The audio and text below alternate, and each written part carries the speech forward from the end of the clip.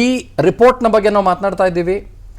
Doctor Phanindra ಅಥವಾ Phanindra FSL ತಜ್ಞರು, ಕಳೆದ 15 ವರ್ಷಗಳಿಂದ FSL ತಜ್ಞರಾಗಿ ಕೆಲಸ ಮಾಡ್ತಾ ಇದ್ದಾರೆ. ಅವ್ರು ಹೇಳ್ತಾ ಇದ್ದಾರೆ, ಹೌದು ಖಂಡಿತವಾಗ್ಲೂ ಕೂಡ ಅವರು ಪಾಕಿಸ್ತಾನದ ಪರವಾಗಿ ಘೋಷಣೆ ಕೂಗಿದ್ದು ನಿಜ ಅಂತ. ನಾವು he is on live with me. Phanindraji ನಮಸ್ಕಾರ. ನಮಸ್ತೆ, ಹೇಗಿದ್ದೀರಿ? ಆರಾಮ್, ನೀವು ಹೇಗಿದ್ದೀರಾ? ಫ್ಯಾಂಟಾಸ್ಟಿಕ್, ಆರಾಮ್, ಭಾಳ ಆರಾಮ್. ಓಕೆ, ಈಗ ಒಂದಿಷ್ಟು ನೇರ ಪ್ರಶ್ನೆಗಳು ಸರ್, ನೇರ ಡೌಟ್ಗಳನ್ನು ಕೇಳಿಬಿಡ್ತೀನಿ. ಈಗ ನಮ್ಮಲ್ಲಿ FSLಗಳು ಸರ್ಕಾರದ್ದು ಬಹಳ ಇದ್ದಾವೆ, ಪ್ರೈವೇಟ್ FSL ಏಜೆನ್ಸೀಸ್ಗಳು ಸಿಕ್ಕಾಪಟ್ಟೆ ಇದ್ದಾವೆ ಬಿಡಿ. ಬ್ರಿಟಿಷ್ ಫೊರೆನ್ಸಿಕ್ ಏಜೆನ್ಸಿಯಿಂದ ಹಿಡಿದು ಸಿಕ್ಕಾಪಟ್ಟೆ ದೊಡ್ಡ ದೊಡ್ಡ ಮಟ್ಟದ ಏಜೆನ್ಸಿಗಳು ಎಲ್ಲ ಭಾಳ ಫೇಮಸ್ ಆಗಿರೋ ಏಜೆನ್ಸಿಗಳೆಲ್ಲ ಇದ್ದಾವೆ. ತಾವು ಅನುಸರಿಸಿದ ಮಾನದಂಡ ಏನು? ಸಾಮಾನ್ಯವಾಗಿ ನಾನು ಕೇಳ್ಪಟ್ಟಿರೋದೇನು ಅಂತಂದರೆ, ಯಾರ್ದಾದ್ರೂ ಒಬ್ಬ ವ್ಯಕ್ತಿಯ ವಾಯ್ಸ್ ಸ್ಯಾಂಪ್ಲಿಂಗ್ನ FSL ಮಾಡಬೇಕು ಅಂತಂದರೆ, ಫೊರೆನ್ಸಿಕ್ ಲ್ಯಾಬೊರೇಟರಿ ರಿಪೋರ್ಟ್ ತೊಗೊಳ್ಬೇಕು ಅಂತಂದರೆ, ಆ ವ್ಯಕ್ತಿಯ ಖುದ್ದಾದ ವಾಯ್ಸ್ ಸ್ಯಾಂಪಲ್ನ ಮತ್ತೊಮ್ಮೆ ಕಲೆಕ್ಟ್ ಮಾಡ್ಕೋಬೇಕು ಮತ್ತು ಅದನ್ನು ಕಂಪೇರ್ ಮಾಡಬೇಕು, ಕೊರಾಬ್ರೇಷನ್ ಮಾಡಬೇಕು ಅದನ್ನು, ಮತ್ತು ಎಕೋರೂಮ್ಗೆ ತೊಗೊಂಡೋಗ್ಬೇಕು ಮತ್ತು ಸ್ಪೆಕ್ಟೋಗ್ರಫಿಯ ಅಡಿಯಲ್ಲಿ ಅದನ್ನು ನಾವು ವಾಯ್ಸ್ ಸ್ಯಾಂಪ್ಲಿಂಗ್ನ ಸ್ಟಡಿ ಮಾಡಬೇಕು ಅಂತ.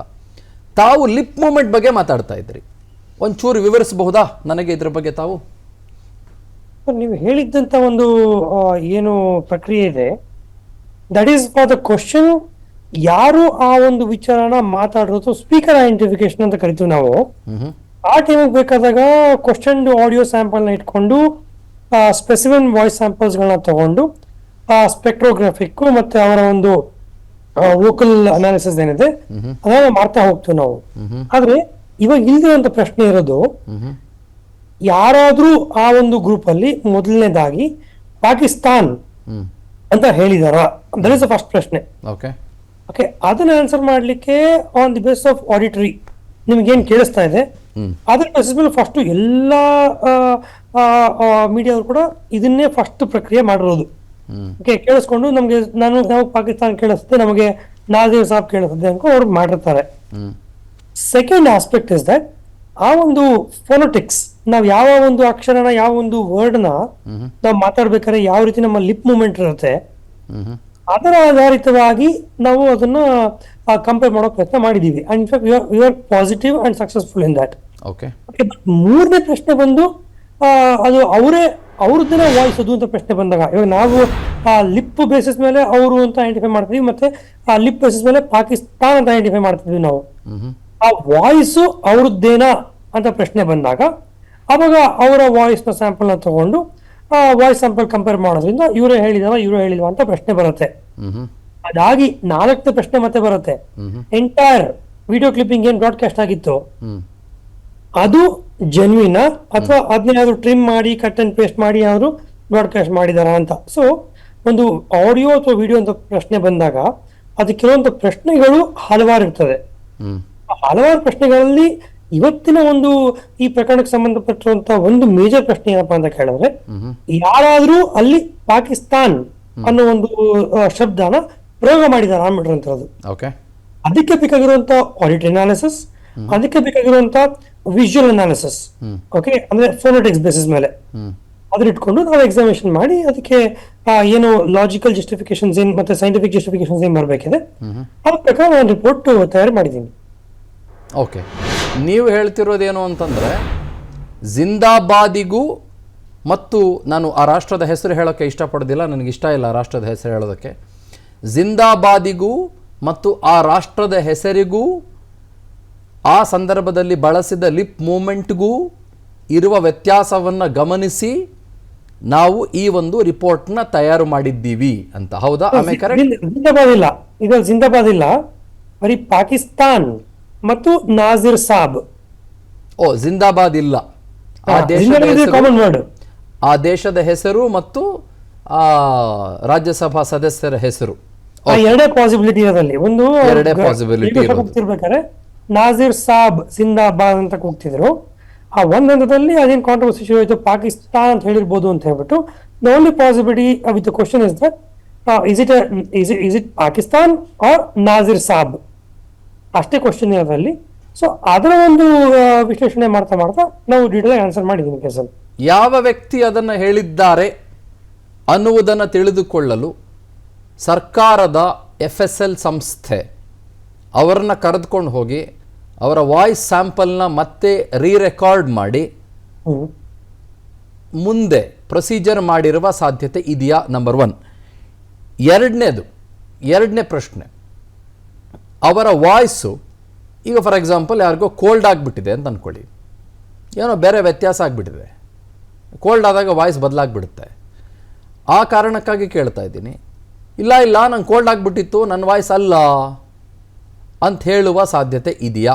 ನಂಬರ್ 2, ನಾನು ನಿಮ್ಮ ಬಗ್ಗೆ ಕೇಳ್ತಾ ಇಲ್ಲ, ಸರ್ಕಾರ ಈ ರೀತಿಯೆಲ್ಲ FSLನ ರಿಪೋರ್ಟ್ನ ತೆಗೆದುಕೊಳ್ಳುವಾಗ ಈ ರೀತಿಯೆಲ್ಲ ಪ್ಯಾರಾಮೀಟರ್ಸ್ಗಳು ಬರ್ತಾವ ಅಂತ ಕೇಳ್ತಾ ಇದ್ದೀನಿ. ನನ್ನ ನಾಲೆಡ್ಜ್ ಕನ್ಸಂಪ್ಷನ್ಗೆ ಮಾತ್ರ ಕೇಳ್ತಾ ಇದ್ದೀನಿ ಅಷ್ಟೇ. ಸರ್ ನೋಡಿ, ಒಂದು ಟೆಕ್ನಿಕಲ್ ಎಕ್ಸಾಮಿನೇಷನ್ ಅಂತ ಬಂದಾಗ ಸರ್ಕಾರಿ FSL ಆಗಿರ್ಬೋದು, ಪ್ರೈವೇಟ್ FSL ಆಗಿರ್ಬೋದು, ಈ ಟೆಕ್ನಿಕಲ್ ಪ್ಯಾರಾಮೀಟರ್ಸ್ ಅಲ್ಲಿ ವ್ಯತ್ಯಾಸ ಬರೋದಿಲ್ಲ. ಫಾರ್ ಎಕ್ಸಾಂಪಲ್ ಲಾ ಅಂತ ಲೆಕ್ಕ ತಗೊಂಡ್ರೆ ಪಬ್ಲಿಕ್ ಪ್ರಾಸಿಕ್ಯೂಟ್ ಯೂಸ್ ಮಾಡೋ ಲಾ ಕೂಡ ಅದೇ ಇರುತ್ತೆ, ಡಿಫೆನ್ಸ್ ಲಾ ಯೂಸ್ ಮಾಡೋ ಲಾ ಕೂಡ ಅದೇ ಇರುತ್ತೆ. ಮೆಡಿಸಿನ್ ಅಂತ ಬಂದಾಗ ಪ್ರೈವೇಟ್ ಡಾಕ್ಟರ್ ಕೊಡೋ ಪ್ರಿಸ್ಕ್ರಿಪ್ಷನ್ ಅದೇ ಇರ್ತದೆ, ಗೌರ್ಮೆಂಟ್ ಡಾಕ್ಟರ್ ಕೊಡೋ ಪ್ರಿಸ್ಕ್ರಿಪ್ಷನ್ ಅದೇ ಇರುತ್ತೆ, accept for the brand of the medicine. Application of the medicine remains the same. ಯಾವ ಮೆಡಿಸಿನ್ ಕೊಟ್ಟರೆ ಏನ್ ಕೆಲಸ ಆಗಬೇಕಿರುತ್ತೆ ಅದು ಸೇಮ್ ಇರುತ್ತೆ. ಸೊ ಆ ರೀತಿನಲ್ಲಿ ಈ ಒಂದು ನಾವು ವಿಚಾರಣೆ ಮಾಡಬೇಕಾದಾಗ ನಾವು ಯೂಸ್ ಮಾಡುವಂತ ಟೂಲ್ಸ್ FSL, ಗೌರ್ಮೆಂಟ್ FSL ಗಳಾಗಿರ್ಬೋದು, independent laboratory like mine, that is clue for evidence forensic lab. So ಆ ತರ ಕೂಡ it is the same tools what we use, same applications.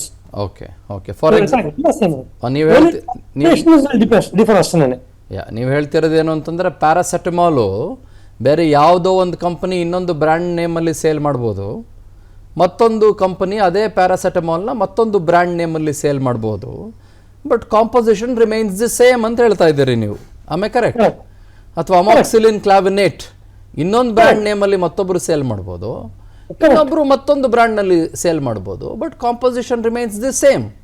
ಅದೇ ರೀತಿಯಲ್ಲಿ ಸರ್ಕಾರಿ FSL ಟೆಸ್ಟ್ ಮಾಡೋದು ಸರ್ಕಾರಿ FSL ಆಗಿರ್ಬೋದು, ಪ್ರೈವೇಟ್ FSL ಟೆಸ್ಟ್ ಮಾಡೋದು ಪ್ರೈವೇಟ್ FSL ಆಗಿರ್ಬೋದು, ಆದರೆ ರೀತಿ ನೀತಿ ಎಲ್ಲವೂ ಒಂದೇ ಅಂತ ಹೇಳ್ತಾ ಇದ್ದೀರಿ.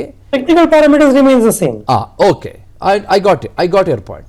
ಸೆಕೆಂಡ್ಲಿ, ಇಲ್ಲಿ ವಾಯ್ಸ್ ಸ್ಯಾಂಪ್ಲಿಂಗ್ನ ಮನುಷ್ಯನನ್ನು ಕರೆದುಕೊಂಡು ಹೋಗಿ ಮಾಡಿಲ್ಲ, ನೀವು ಕೇವಲ ವೊವೆಲ್ಸ್ ಮತ್ತು ಕಾನ್ಸನೆಂಟ್ಸ್ ಮತ್ತು ಲಿಪ್ ಸಿಂಕಿಂಗ್ ಬಾಯಿ ಮಾತಿನ ತಿರುಗುವಿಕೆ, ನಾಲಿಗೆಯ ಮತ್ತು ತುಟಿಯ ಚಲನೆಯ ಆಧಾರದಲ್ಲಿ ನೀವು ಇದನ್ನು ಪತ್ತೆ ಹಚ್ಚಿದ್ದೀರಿ ಅಂತ ಹೇಳ್ತಾ ಇದ್ದೀರಿ. Am I correct? Correct. Okay, anything else would you like to add ಅಂತಂದಾಗ ನಾನು ಒಂದು ಪ್ರಶ್ನೆ ಕೇಳಿಬಿಡ್ತೀನಿ. What is the accuracy of your report? Sir, to the question which is to be answered, was there a pronunciation of the word Pakistan? Okay? With the available findings in my report, that is affirmative. Okay. I've got the detailed, logical and technical assessments done on the same parameter. Auditory assessment basis ಮೇಲೆ ಕೂಡ ಮತ್ತು visual basis ಮೇಲೆ ಎರಡೂ ಆಧಾರಿತವಾಗಿ ನಾನು ಅದನ್ನ findings ತೋರಿಸಿದ್ದೀನಿ ನನ್ನ ರಿಪೋರ್ಟ್ ಅಲ್ಲಿ.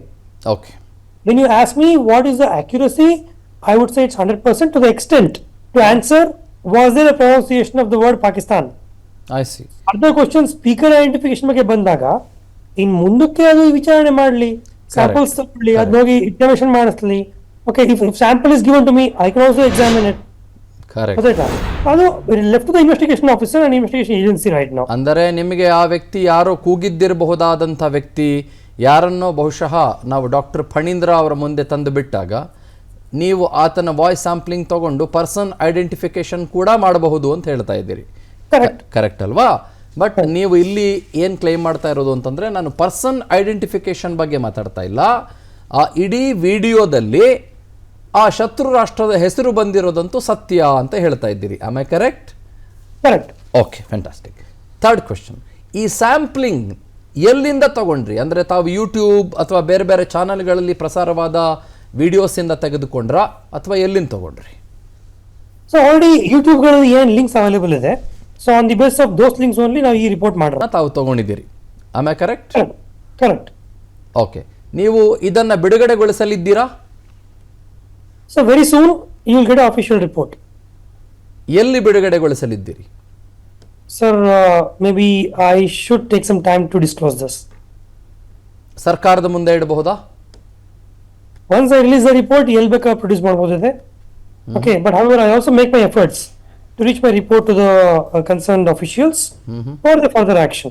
ಮೈ last question to you doctor Phanindra ಅವರೇ, ಸರ್ಕಾರದ ರಿಪೋರ್ಟ್ ಒಂದು ವೇಳೆ ಹೊರಗೆ ಬಂದರೆ ಮತ್ತು ನಿಮ್ಮ ರಿಪೋರ್ಟ್ ತಾವು ಬಿಟ್ಟ ಸಂದರ್ಭದಲ್ಲಿ ಬಿಡ್ತೀನಿ ಅಂತ ಹೇಳ್ತಾ ಇದ್ದೀರಿ, ಬಹುಶಃ 100 to 100% ಸೇಮೇ ಇರಬಹುದಾ?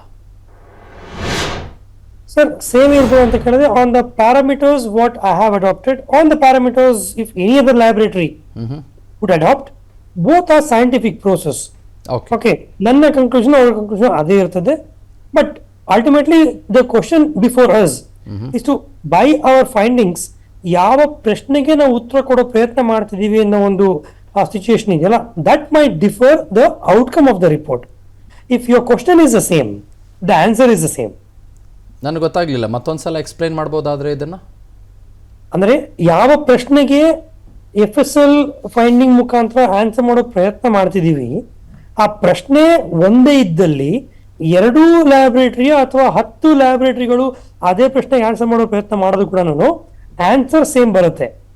ಆದ್ರೆ ನನಗೆ ಇಟ್ಕೊಂಡಿರುವಂತ ಪ್ರಶ್ನೆ ಬೇರೆ ಆಗಿದ್ದು ಅದನ್ನ ಅಧಿಕಾರಿಗಳು ಅವರ ಒಂದು ಗೌರ್ಮೆಂಟ್ FSL ನ ರಿಪೋರ್ಟ್ ತರಿಸ್ಕೊಳ್ಳೋದಕ್ಕೆ ಕೇಳಿದಂತ ಪ್ರಶ್ನೆ 2 ಪ್ರಶ್ನೆಗಳು ಬೇರೆ ಆಗಿದ್ದ ಪಕ್ಷದಲ್ಲಿ ಈ ಹಂತದಲ್ಲಿ 2 ಆನ್ಸರ್ಗಳು ಬೇರೆ ಇರ್ತದೆ. ನೀವು ಇದುವರೆಗೂ 15 ವರ್ಷಗಳ ತಮ್ಮ FSL ಜೀವನಾನುಭವದಲ್ಲಿ ಎಷ್ಟು ಈ ರೀತಿಯ, ಅಂದರೆ ಇದೇ ದೇಶದ ಪರ ಘೋಷಣೆ ಅಂತ ಕೇಳ್ತಾ ಇಲ್ಲ ನಾನು, ವಾಯ್ಸ್ ಸ್ಯಾಂಪ್ಲಿಂಗ್ ಡೇಟಾ ಅನಾಲಿಸಿಸ್ಗಳನ್ನು ಮಾಡಿದ್ದೀರಿ ಒಂದು ಅಂದಾಜಿನ ಪ್ರಕಾರ? Sir, 16 years and I can give you hundreds and thousands of cases. Hundreds and thousands of cases. ನಾವು ಇದು ಈ ಪ್ರಕರಣದಲ್ಲಿ it's a state case right now. Okay, usually ಏನಾಗುತ್ತೆ ಅಥವಾ ಸ್ಯಾಂಪಲ್ಸ್ ಬರುತ್ತೆ, ಇಷ್ಟು ಸೆನ್ಸಿಟಿವ್ ಆಗಿರೋದಿಲ್ಲ, ಅದು ಸ್ಯಾಂಪಲ್ಗಳು ಪೊಲೀಸ್ನವ್ರು ತಗೋತಾರೆ, FSL ಕಳಿಸ್ತಾರೆ, ಮಾಡ್ತಾರೆ. Apart from this we regularly work with the other clients including the insurance and banking sector. ಅದರಲ್ಲಿ ನಮಗೆ ದಿನನಿತ್ಯ ಫೋನ್ ಕಾಲ್ಗಳಲ್ಲಿ ರೆಕಾರ್ಡ್ ಆಗಿರುವಂತ ಕಾನ್ವರ್ಸೇಷನ್ಸ್ಗಳು, ಈ ಬೇರೆ ಬೇರೆ ಸಿವಿಲ್ ಕೇಸ್ಗಳಲ್ಲಿರುವಂತ ಮ್ಯಾಟ್ರಿಗಳಲ್ಲಿ ಆಡಿಯೋ ರೆಕಾರ್ಡಿಂಗ್ಸ್ ನಮಗೆ ಬರ್ತಾ ಇರುತ್ತೆ. In fact you should know that I am a court commissioner. I know, sir. I get appointed by the court to examine on these kind of matters, and thousands of cases we have reported. ಅದಕ್ಕೆ report ಜಡ್ಜ್ಮೆಂಟ್ಗಳು ಕೂಡ ನಮ್ಮ ಹತ್ರ ಎಷ್ಟು ಬಂದಿದೆ. So on the basis of that, okay, if you ask me, I don't have exact count, but this is our day in day out work. Okay, ಪ್ರತಿದಿನದ ಕೆಲಸ, ಸಾವಿರಾರು ಈ ರೀತಿ ಮಾಡಿದ್ದೀರಿ ಅಂತ ತಾವು ಹೇಳ್ತಾ ಇದ್ದೀರಿ. So have you also worked with the government any day? Yes, we have. I mean, I have personally worked with the government. I have been a prosecution witness in several cases. In some cases, I have been an expert who is countering the FSL experts on the basis of the facts of the case. I should apologize you, ಯಾಕೆಂದರೆ ನಾನು ಇದೆಲ್ಲ ಪ್ರಶ್ನೆಗಳನ್ನು ಯಾಕೆ ಕೇಳಿದೆ ಅಂತಂದರೆ ನನ್ನ ಕುತೂಹಲಕ್ಕೆ ಮಾತ್ರ ಅಲ್ಲ, ಯಾಕಂದರೆ there should not be any benefit of doubt.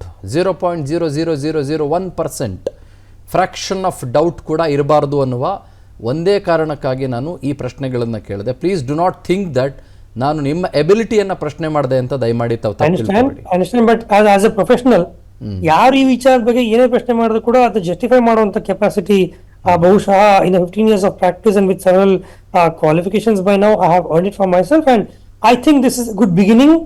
Okay, that I also expect several such questions which might come up in future regarding the same case, which I am prepared for it. Let's see how it goes, sir. I should really appreciate you. ನಿಮ್ಮ ಎಫರ್ಟ್ಸ್ಗೋಸ್ಕರ ಧನ್ಯವಾದಗಳು. ನಮಸ್ಕಾರ. ನಮಸ್ಕಾರ. ಅನುಕ್ಷಣದ ಸುದ್ದಿಗಳಿಗಾಗಿ ವಿಸ್ತಾರ news YouTube channel subscribe ಮಾಡಿ. ಹೊಸ ಸುದ್ದಿಗಳ ನೋಟಿಫಿಕೇಶನ್ಗಾಗಿ bell icon click ಮಾಡಿ. ಲೇಟೆಸ್ಟ್ ಅಪ್ಡೇಟ್ಸ್ಗಾಗಿ www.vistaranews.com ವೆಬ್ಸೈಟ್ಗೆ ವಿಸಿಟ್ ಮಾಡಿ. ಅಂಗೈಯಲ್ಲೇ ಜಗತ್ತಿನ ಸುದ್ದಿ ತಿಳಿಯಲು ವಿಸ್ತಾರ ನ್ಯೂಸ್ ಕನ್ನಡ ಆಪ್ ಡೌನ್ಲೋಡ್ ಮಾಡಿ.